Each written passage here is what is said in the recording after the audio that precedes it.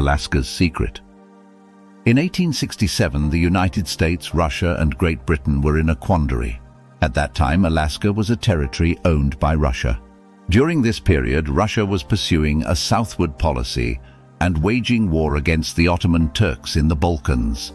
Britain and France, aiming to check Russian power, sided with the Ottoman Turks, leading to Russia's defeat in the war. Seeking to further suppress Russia, Britain covertly eyed Russia's Alaska. Additionally, the 17th President of the United States, Andrew Johnson, who feared the expansion of British influence, also had his eyes on Alaska. Due to financial difficulties from war defeats, unprecedented famine, and Britain's persistent interest in Alaska, Russia needed to take drastic measures. Although Russia considered selling Alaska, they could not sell it to Britain.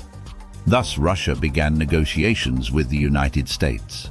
At that time, Queen Victoria, the first female monarch of Britain, had lost interest in international affairs, being deeply grieved over the loss of her husband, Prince Albert. This allowed the United States to negotiate with Russia without Britain's knowledge.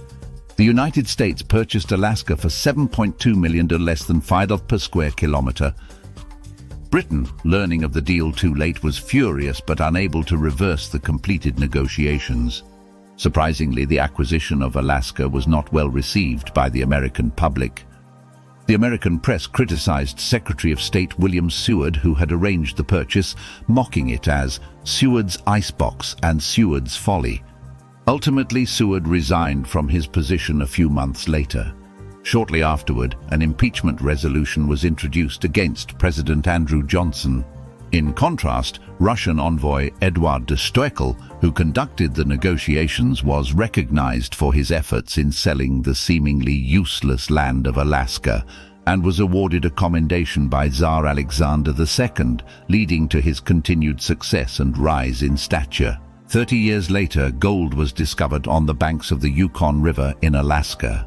Over the next 3 years, 570,000 kilograms of gold were mined. Then in 1971, vast oil reserves were discovered, with confirmed deposits amounting to a staggering 4.5 billion barrels. Today, Alaska is a treasure trove of the last remaining ecosystems on Earth, generating over $300 million annually in tourism revenue. Truly, Alaska has become a land of opportunity and miracles.